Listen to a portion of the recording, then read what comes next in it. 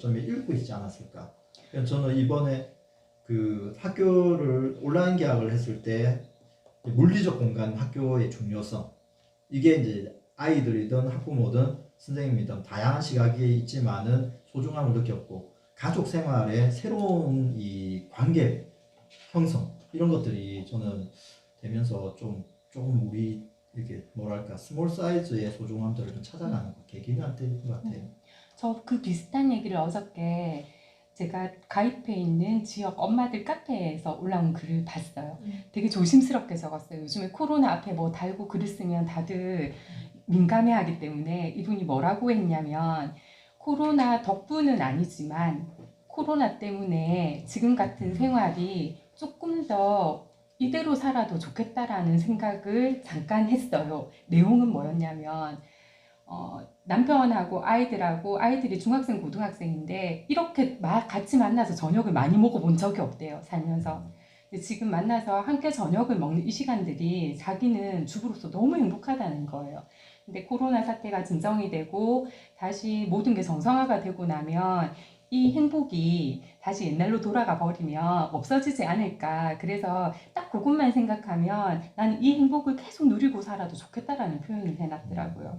그 말이 조금 전에 얘기하신 그 내용하고 같은 것 같아요. 그렇죠. 그러니까 내가 진짜 멈추니까 내가 할 게 없어서, 여기 보면 그런 얘기도 나와요. 사람들이 시간이 남아도니까 이제 해야 될 일을 하는 게 아니라 정말 하고 싶은 일을 하잖아요. 달고나 커피를 만들겠다고 1,000번씩 휘었잖아요. 이런 내용이 나오더라고요. 정말 얘가 정말 적절했다고 생각이 들었어요. 그런 것처럼 저는 우리는 이제 평생 교육을 하는 사람들이니까 정말 반가웠던 한 구절이 어디였냐면, 저는 제일 마지막 마지막 책, 네. 이번에 다 읽었어요. 원래 책은 처음과 끝을 읽는데 네. 가운데는 몰라요. 정말 이렇게 그래 이 말이지, 이 사람 우리 편, 이런 느낌이 딱 들었어요. 왜냐하면 사회적으로 강요된 원트가 아닌 각자 좋아하는 것, 라이크 하나로 즐기다 보면 그게 전문화도 생기는 거고 작지만 확실한 행복을 느낄 수 있는 것 아닌가요? 이거 우리 평생교육과 관련해서 학습도시관 늘상 하는 이야기거든요. 거기에 이런 느슨한 관계에서도 적정한 행복을 누릴 수 있는 지혜롭고 효율적인 삶이 되면 좋겠습니다라고 마무리 글을 써주셨더라고요. 정말 제 마음도 이랬어요. 그래서 뭐 정치적으로 경제적으로 이 코로나 사태를 어떻게 풀어가야 되는지는 저는 그쪽 전문가가 아니라 사실은 잘 모르겠지만, 이 책에서 여러 전문가들이 공통되게 이야기하는 건 결국은 우리가 뭔가를 만들어 가야 될 때 가져야 되는 기준점을 이제는 바꿔야 되는데, 그 기준에 적용하는 가치가 이런 것들이 되어야 된다라는 거죠. 이제 본질, 사람이 행복한 거, 성장하는 게 아니라 사람이 정말 행복하게 살기 위해서 뭐가 필요한 건지를 가치를 두고 가면 모든 문제들을 다 공존의 맥락에서 아우를 수 있지 않을까. 그래서 반가웠어요. 저는 이런 우리 편스러운 이야기 적어주시는 책을 보니까 너무 좋았어요. 그러면 이제 우리 고민이 이제 이 책에서 이제 이 제목을 감히 뽑아냈을 때는 이게 이 코로나 사태 이전의 우리와 코로나 사태를 겪고 있는 지금, 이게 코로나 사태가 없어지진 않을 거예요. 이런 거는 그렇게 겪고 있는 지금. 그러니까 포스트 코로나라는 것은 코로나가 없는 세상이 아니라 코로나를 겪고 있는 세상인 것 같아요. 그러니까 겪지 않은 세상과 겪은 세상. 그러면 이 겪고 있는 우리는 어떤 이 코로나 사피엔스의 삶을 살아야 할 것인가. 이제 물론 이 책에서 많은 이야기들을 하고 있지만, 저는 크게 봤을 때는 이 사태가 어느 정도 진정이 되면은 두 가지 이제 패턴은 크게 나오겠죠. 뭐 다들 그렇게 예측을 하고 있던데, 하나는 관성의 법칙이라는 게 있잖아요. 다시 예전으로 돌아가고 싶어하는 마음. 예전의 삶이 훨씬 더 이제 우리가 흔히 말하는 마스크 안 쓰던 삶, 글로 돌아가고 싶어하는, 사람을 못 만났기 때문에 더 만나고 싶어하고 더 사람에 대해서 이 갈망하는 게 커질 수 있는 거 하나. 그다음 또 하나는 이 시대가, 그러니까 코로나 사태가 계속 진정이 되더라도 계속 가는 거잖아요. 그랬을 때 이 비대면이 훨씬 더 괜찮다고 생각하는 관점. 그럴 수도 있죠. 그렇죠. 여기서 마지막에 아까 선생님 읽어주셨던 느슨한 관계도 괜찮다라는 거. 근데 저는 이게 코로나가 터지기 전에도 이미 사람들은 사회적 관계를 만드는 거죠. 아무리 이렇게 친해져도 내가 가지고 있는 사적 영역에 다가오는 것을 그렇게 좋아하지는 않는다는 거죠. 예전에는 옆집에 숟가락이 몇 개인지도 다 알고 그 호구조사 다 하고 다니잖아요. 그런 것들 만나면 늘 하는 게 나이가 몇 개인지 묻고 어디 출신이냐 이런 거 묻고 이렇게 하면 친해진다 생각했던 게 이제는 그렇게 안 하잖아요. 이 사람이 어떤 삶을 살았던 게 중요한 게 아니라 지금 나와의 관계 속에서 무엇을 하고 있냐 중요 여기는데 저는 코로나 사태가 그거를 조금 더 당겨주는 것 같아요. 그래서 우리 사회가 어떻게 보면 그 학연, 지연, 혈연이라고 하는 정이라고 했던 그 문화가 이제는 조금은 이렇게 일로 만난 사이처럼 사회적인 관계 그래서 새로운 느슨한 관계가 네트워크가 어느 생기죠. 정도 생기지 않을까. 그래서 끈끈한 이 공동체가 또 많이 만들어질 거고 소규모로 그런 반면에 사회적으로 좀 느슨한 연대들이 좀 많이 생기는 그런 사회로 가지 않을까 생각하는데 교수님들은 어떻게 생각하세요? 어떻게 달라질 것 같아요 우리의 삶이? 갑자기 질문을 던지네요. 질문은 굉장히 새초롬하게 던지시네요. 그냥 처음에 어떻게 할 거야 해놓고 질문할 줄 알았는데 선생님 답변을 제 싹다 발언이 해놓고 갑자기 질문을 제 생각 이야기하는 거죠. 그러니까 순간 난 이래 했는데 처음 이야기 듣다 보니 내가 뭘 생각하고 있는지 저는 그냥 두 가지 정도로 정리했어요. 일단은 소통을 하는 방법에 있어서의 변화는 분명히 생긴 것 같아요. 이게 어느 날 갑자기 뿅 하고 생긴 건 아니에요. 선생님 말씀대로 이미 우리는 거기에 익숙해져 있어요. 스마트폰에 길들여져 있고 이걸로 모든 업무를 처리하고 생활을 해결하는데 익숙해져 있거든요. 다만 내 손 안에 든 스마트폰 말고 외부의 기존의 사람과 접촉하던 게 기계로 바뀌었을 때는 아직 익숙하지 않은 거는 있어요. 우리 햄버거 사 먹으러 가면 이제 살짝 당황스럽잖아요. 이렇게 키오스크 이거 못해서 주문 못해서. 요즘도 저 할 줄 알아요. 아, 그래요? 봐요. 그러니까 이게 익숙하진 않지만 어쩔 수 없어서 이제 접해서 하다 보면 우리가 그걸 못 익힐 만한 그런 능력이 없는 사람들은 아니라는 거죠. 지금 살고 있는 사람들이. 근데 어쨌든 연습은 필요한 것 같아요. 근데 그걸 나는 안 하고 말란다 하고 내쳐두는 게 아니라 한 번쯤 하게 끌어가려면 주위 사람들의 이 학습을 독려하는 이 촉진의 형태에는 누군가는 또 제시를 해줘야 될 것 같은데 그게 우리의 역할이 아닐까 싶기도 하고 그래서 예전에는 만나서 이야기하는 건 당연하니까 내용 위주로 이야기를 막 했다라고 하면 이제는 그 내용을 전달하는 방법에 있어서도 학습자들하고 만날 때도 새로운 것도 접할 수 있도록 우리도 카톡에 그 공개 채팅방 만들어서 다 들어와서 거기에서 자료 하나 띄워놓고 이야기하는 연습도 해보기도 하고 그리고 줌 화상회의 나 뭐 다른 여러 가지 기자재들 이용해서 하는 하자고 해도 안 것도 들어오시더만. 옷을 벗고 있어서 못 들어왔어요. 그건 안 배웠어요. 배경화면 띄우는 거. 그래서 그런 것들을 우리부터가 겁내지 말고 지난번 일단 누가 실수했어. 익숙해져야 될 것 같아요. 익숙해져야 된다고요. 네. 그 다음에 두 번째는 이제 그런 것들을 하게 만드는 마음의 문제인데 결국은 내가 이게 하고 싶은 게 뭔지 내가 남들 눈에 평가받기 위해서 사는 게 아니라 내가 그 좋아하는 거 라이크를 찾기 위해서 이 일을 한다라는 확실한 이 연대 구조, 연대 의식 이런 문화들이 조금 만들어지면 좋겠다라는 생각은 해요. 그래서 저 사람은 교육 쪽에 일하니까 아니면 뭐 평생교육 쪽에 저렇게 돌아다니니까 저걸 많이 접해서 저렇게 얘기를 해가 아니라 나도 그냥 이 시대를 사는 한 사람의 시민으로서 아직 살 날이 주구장창 남았잖아요. 그러니까 어떻게 살 것인가 고민이 안 되진 않아요. 그래서 내가 그렇게 안 살면서 남보고 그렇게 살라고 하는 것도 아니니까 제가 잘 살기 위해서라도 저도 제 살 방법은 그런 기능을 익히고 또 그 기능을 겁 없이 이제 주저하지 않고 넙죽넙죽 이렇게 다가서려면 제 마인드도 세팅을 해야 될 것 같다라는 생각은 다시 했어요. 최근에 그 모 학습관에서 이제 온라인 강의에 대해서 준비를 하면서 스튜디오를 만들어야 되느냐 이 고민을 하시더라고요. 그래서 제가 하지 말라고 했어요. 왜냐하면 모든 장비가 다 세팅된 상태에서 온라인 평생학습 전환하는 거는 누구나 할 수 있을 거예요. 근데 그 모든 환경 장비를 갖추는 게 힘든 거라는 거죠. 그래서 저는 온라인 평생학습이 활성화되려고 하면은 제일 중요한 거는 휴대폰 하나라도 할 수 있는 환경이 만들어져야 되고 그래서 누구나 접근 가능해야 되고 또 강의를 우리가 온라인 강의를 한다고 해서 강사가 카메라를 보면서 강의하면은 아무도 안 봐요.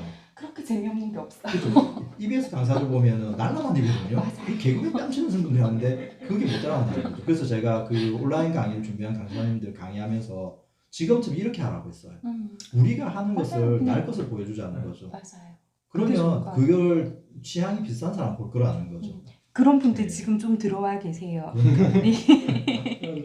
조성태 소장님도 들어와 계시고. 아이고 이분 오랜만이시네. 네. 뭐 소장님 안녕하세요. 우리 이렇게 인사했어요. 앞으로 들어오신 분들 다. 네. 나가셨을 수도 있고. 그래서 저희들은 일단은 잘 적응하고 있는 게 카메라가 돌아가고 있지만 아주 자연스럽게 이야기를 하고 있는데 제가 볼 때 약간 가식은 좀 있습니다. 살짝 있어요. 아직 덜 풀렸어요. 그래서 이런 것들에 대해서 적응을 해야 되는 거죠. 익숙해지겠죠 그래서 이제. 기기에 대한 적응이 아니라 이런 환경에 음. 자기가 자연스럽게 적응하는 이 과정이 필요한 거죠. 그 선생님은 어떤 준비를? 네, 가릴까봐. 저 사실 이 책 읽고 그 유튜브 보고 했을 때 아까 선생님 하신 말씀 진짜 공감 가는 게 이 이야기는 굉장히 전부터 나왔던 얘기들이었어요. 앞으로 이런 시대가 올 거다, 이렇게 될 거다, 이렇게 바뀔 거다라는 얘기는 계속되고 있었는데 이게 코로나라는 것이 터지면서 확 시기가 줄어드는 거죠. 처음에 올 초에 굉장히 난감했던 것 같아요. 모든 것이 다 올스톱하고 환경이 딱 변화하는데 저는 거기에 하나도 준비가 안 되어 있었거든요. 어떻게 해야 되는지 모르겠더라고요. 모든 사람이 다 왔어요. 시험뿐만 아니라. 그렇죠. 네, 그래서 그렇다고 이제 젊은 친구들처럼 유튜브를 계속 하고 있던 상황도 아니었고 온라인에 익숙하지도 않고 그나마 스마트폰을 가지고 있다고 해도 그것을 내 생활에 필요한 정도로만 사용을 하지 다른 사람과 어떤 형태를 만들어가는 것까지는 안 되어 있던 거였죠. 그래서 굉장히 난감하면서 이 책에서 나왔던 그 최재분 교수가 얘기했던 호모사피엔스도 훨씬 예전부터 나왔지만 그 책을 그 당시 읽을 때는 아까 선생님 얘기했던 거예요. 굳이 나까지 할 필요가 있겠어? 꼭 내가 이거 해야 돼? 요즘 애들이 하겠지. 나는 다른 세대야 라고 생각을 했었어요. 근데 이번에 바뀌는 걸 보면서 나도 이 세대로 살아야 되는구나 라고 느꼈어요. 그리고 거기에 맞춰서 준비를 해야 되는 용기가 아직 없는 건 맞아요. 뭔가를 하는데 괜찮아요. 저희가 꼬실 그래서 참 다행이라고 생각해요. 친구를 잘 사귀어야 돼요. 그래서 아까 선생님 얘기 들으면서 그래 여기서라면 같이 이렇게 가보자 하고 할 수 있겠지만 저 같은 그냥 바로 밖에 있는 사람들이라면 여전히 익숙하지 않아서 강의를 하는 저희들도 다 이것에 대한 준비가 필요하고 적응 기간이 필요하겠지만 일반 학습자들도 이것에 익숙해질 시간은 필요할 것이다. 그렇죠. 네, 연습 시간이 라고 분명히 있어요. 네, 스마트폰을 아직까지 잘 사용하지 못하시는 분들도 있고 하니까 희정 그런 시험 부분. 들어갔는데. 김희정 선생님도 들어오셨고요. 고명환 선생님, 그 다음에 박영근 선생님도 들어와 계세요. 우리 한꺼번에 인사를 마칠 때 하도록 할게요. 어디에서 봐요? 밑에 채팅창에 채팅창에. 들어오시는 게 보여요. 이렇게 밑에 댓글 눌러보세요. 댓글 누르면 저렇게 늦네요. 보여요. 저는 희선생만 들어와서 안 들어왔어요. 저는 아까 그 얘기 하셨잖아요. 이렇게 틀에 딱 짜여져가지고 스튜디오에서 우리가 아나운서도 아닌데 갑자기 마이크 딱 들어오고 카메라 불이 들어오면 그 잘하던 얘기도 멈출 수밖에 없는데 보는 사람들은 사실 그렇게 잘 짜여진 상품은 정말 식상해할 것 같아요. 저 역시도 그렇고. 그런데 어설프게 진행한 그냥 있는 그들의 모습을 날 것으로 보여주니까 내가 물리적인 공간으로는 거기에 함께하지 못하지만 훨씬 더 참여하고 있다라는 느낌이 강했어요. 그래서 별거 아니지만 글을 하나 썼는데 댓글에 이 뭔가 내 이름이 나오면서 나의 글을 읽어주시니 이게 뭐라고 해야 되죠? 공영 참여하고 방송을 탄 있다는 것도 아닌데 이게 굉장히 남다른 새로운 감흥이 있는 거예요. 그래서 저는 이 디지털 매체로 이런 것들은 아무리 와봐야 사람과 직접 대면하는 것보다는 못할 거야 라는 일종의 고정관념? 그런 생각 조금 있었거든요. 잘한다. 근데 아니더라고요. 이게 점점 잘해. 내가 성공해야 되겠다. 별거 아닌 것 같은데 묘해요. 그리고 우리도 지금 얘기하는 거 사실 뭐 몇 분이나 보시겠어요. 지금은 그러니까 몇 분 안 되실 거잖아요. 이 손가락 10개 다 안 채워질 수도 있지만 누군가가 우리를 볼 수도 있다라는 이게 굉장히 많은 무슨 설레임이 있는 거죠. 쓰는 거보다 이 기록에 그렇죠. 남고 지금 본다는 게 굉장히 떨려요. 그래요? 네, 선생님 전혀 떠는 것처럼 저는 그런 걸 늘 보면서 보고 했기 그래요? 때문에 어. 늘 댓글 솔직히 한 개 적는 것도 아무도 안 보지만 단어 하나에도 신경 네. 쓰나 찍고 해요. 그래서 예전에 그 무서운 댓글들 있잖아요. 그 악플 악플. 때문에 생기는 문제들이 이렇게 영상과 함께 댓글이 나오게 되면 오히려 이제 자연스럽게 사람 앞에 두고 얘기하는 것처럼 조금씩은 없어지지 않을까, 말과 글에 책임을 져야 되는 시대로 자연스럽게 가지 않을까 이 생각도 사실은 조금 네, 들었어요. 저기 조금 전에 정혜쌤 말씀하신 것처럼 그 두려움이 제 방송에서 조금 전에 제가 말씀드린 제가 왜 이 마음을 조금 누그러뜨린다면 요즘 유튜브 보더니 워낙 많잖아요. 그거 한번 보면은 와, 정말 말도 안 되는 이야기하고 방송에서 쓸 수 없는 용어까지 쓰는 게 너무 많더라고요. 내 정도 하는 거는 나는 진짜 아무도 안 보는데 세피야. 경상도 사투리로 자요. 세피하다. 여기서 잠깐 경상도 사투리 이해하기 세피하다는 보잘것없다, 별거 아니다 뭐 이런 뜻이에요.